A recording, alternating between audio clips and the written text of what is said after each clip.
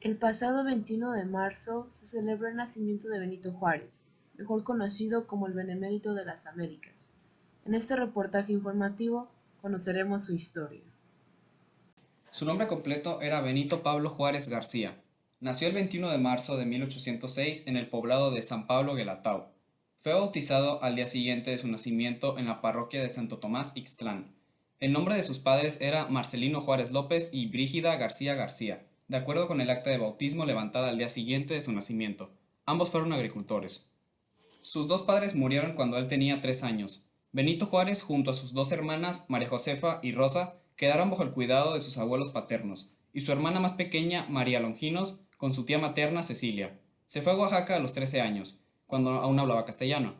A los pocos años murieron también sus abuelos y las dos hermanas mayores de Juárez se casaron, quedando él finalmente bajo la custodia de su tío Bernardino Juárez. A partir de entonces trabajó como peón del campo y como pastor de ovejas hasta la edad de 12 años.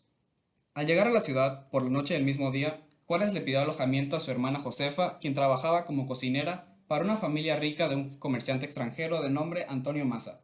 Con el visto bueno del señor Maza, Juárez se inició cuidando la granja, teniendo asignado un salario de 2 reales.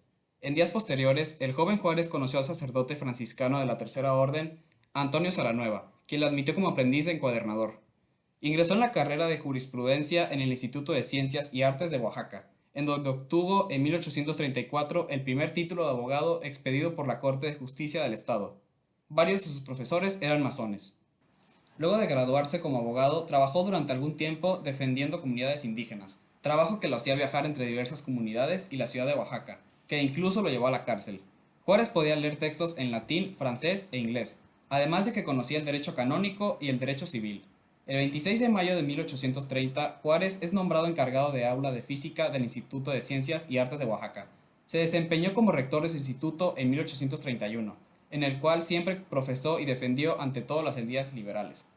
El 11 de diciembre de 1831, el Ayuntamiento de Oaxaca comunicó a Juárez haber sido elegido regidor para el periodo que iniciaba el 1 de enero de 1832, comenzando así su carrera política.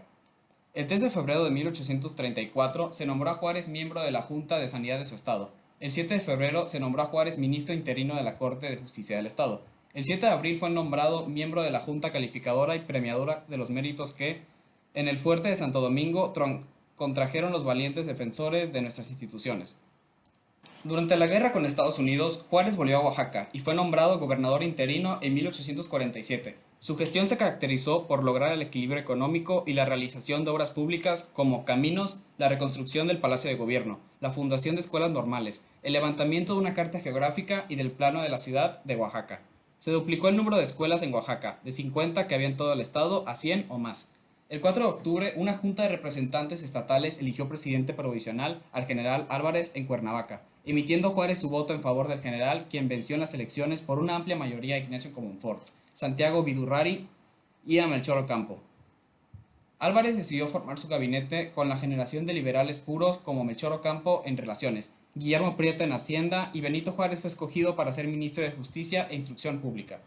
En esta época expidió la Ley Juárez, oficialmente conocida como Ley sobre Administración de Justicia y Orgánica de los Tribunales de la Nación, del Distrito y Territorios.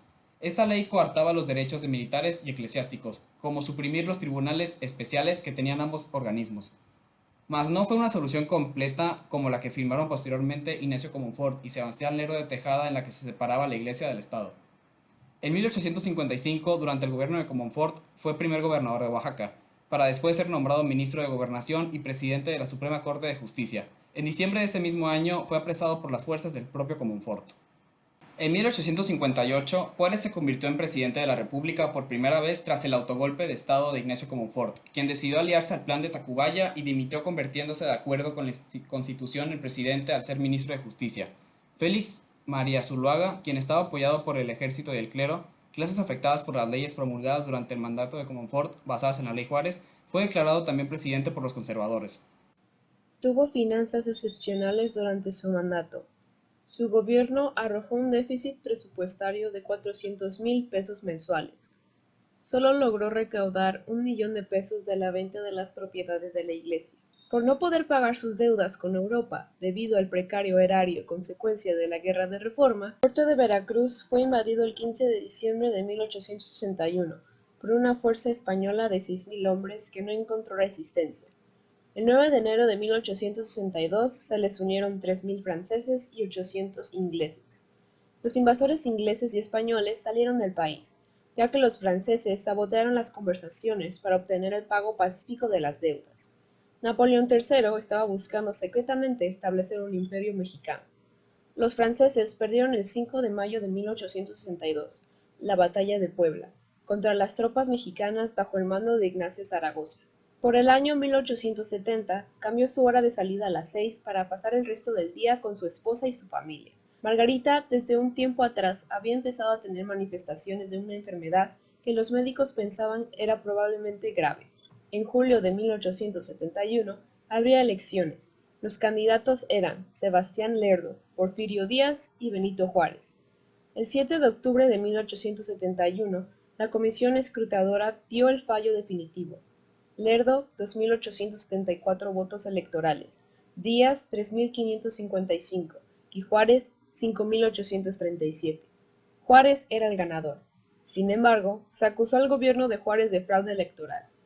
Cuando la rebelión iba declinando, murió don Benito Juárez, el 18 de julio de 1872, en el Palacio Nacional. La causa fue angina de pecho. En la actualidad, una placa en el lugar de su muerte da cuenta de ello. Juárez duró en el cargo de presidente 14 años.